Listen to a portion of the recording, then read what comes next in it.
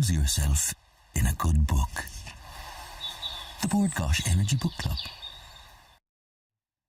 Now, Emily Horrican has been a regular contributor to Irish newspapers and airwaves for over a decade and has recently chronicled her treatment for an unusual viral form of mouth cancer in her Sunday Independent Cancer Diary. Emily has since published her first novel called The Privileged, described by one reviewer as a circle of friends for the 21st century. And I can tell you, because she's just told me, she's very happy about that. She joins us now. So, Emily, you are very welcome. Before we get to the book, actually, people have been following your cancer diary with a great deal of interest. So, first and foremost, how are you? I'm really well, thank you very much. I am great. I'm 2.5 months out from finishing treatment. I feel a lot better than I thought I would, and my prognosis is really, really good. So, you know, I'm thrilled. I'm really happy that it's over. So it's all going in the right direction. Everything's... It's all going in the right direction. It really, really is. Yeah. Right. And how long before you can kind of say, okay, that's behind me? It'll be... Actually, much less long than with other forms of cancer because of the type that it is. I've had one post-treatment checkup, which went superbly well. No sign of a tumour, everything, the lymph nodes, perfect. I have what's called a PET scan on the 17th of May, and everyone expects that to be good. I certainly do. Once that scan is clear, I'm clear. I don't have cancer anymore. They don't even put you into remission. It is actually, as far as I understand it, it's an all clear from that point. That's a great big giant. Oh, God, and how? I mean, it really is a phew.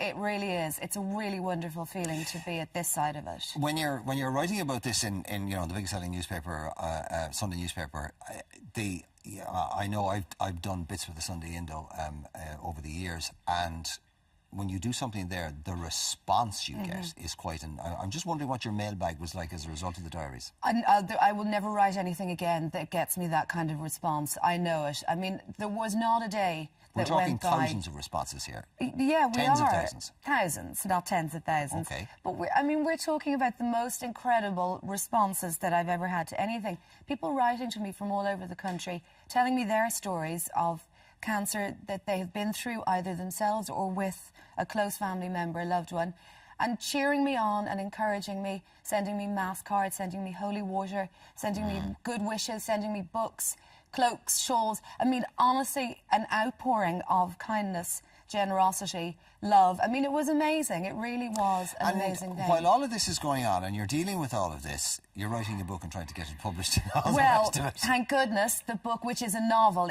the book has nothing to do with cancer. The book was well written, thank God, before I was diagnosed. I did the final edits of the book But is that not the most difficult part of it?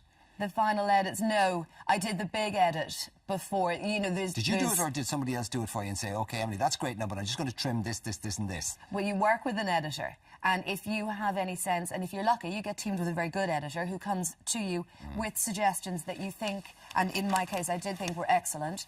So I was very happy with anything that she suggested. It still does mean there's a big rework, you know, really, that probably needs to be done.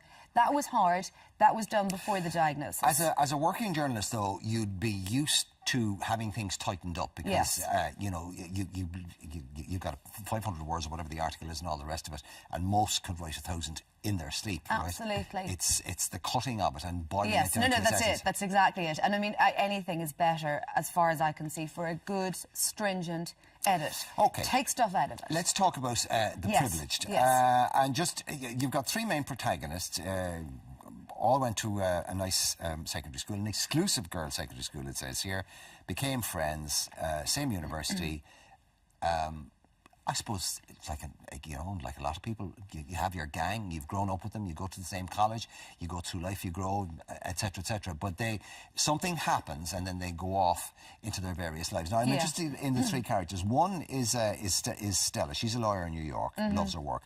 Laura is a struggling journalist in Dublin. Is that based on anybody you know? Well, you know, there might be a little something still in waiting there. for the scoop to kickstart a career, while Amanda is broken and beautiful, lives a life of slow decay in London, which sounds horrible and awful. It is horrible and awful.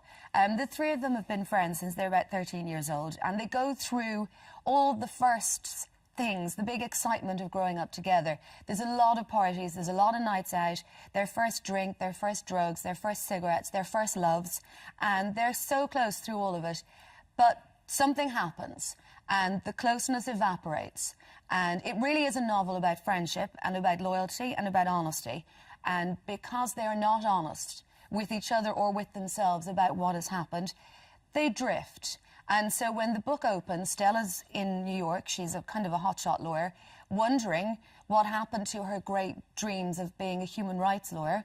Laura's in Dublin trying to make a career as a journalist, and Amanda has drifted in London, and they're not that close anymore.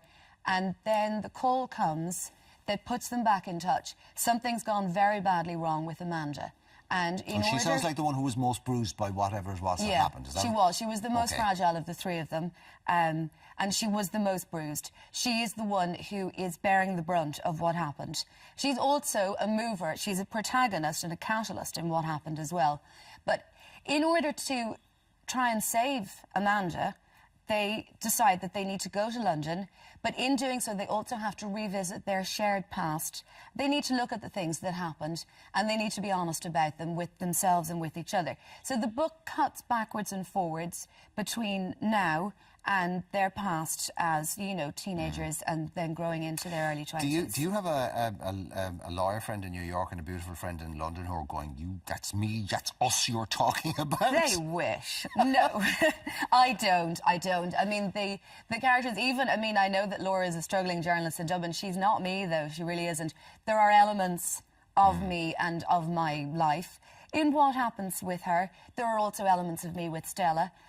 You know, they're not based on any one person. They're based on numbers of people who I've known in different situations. For your first novel, you should write what you know, so I suppose the journalism bit. I mean, look, it was funny, I said it at the start, and you said to me just before we started, you'll very happily take that compliment, that a circle of friends for the 21st century. Oh, yeah. You would be proud. Maeve Binchy was a terrific writer. I mean, such a storytelling ability, but also there's so much wisdom in her books. There's so much gentle humour, humanity, kindness, which I think is really wonderful. I think she's fantastic. I am 100%. I will take that comparison, and I will be very grateful for it. Well, she has been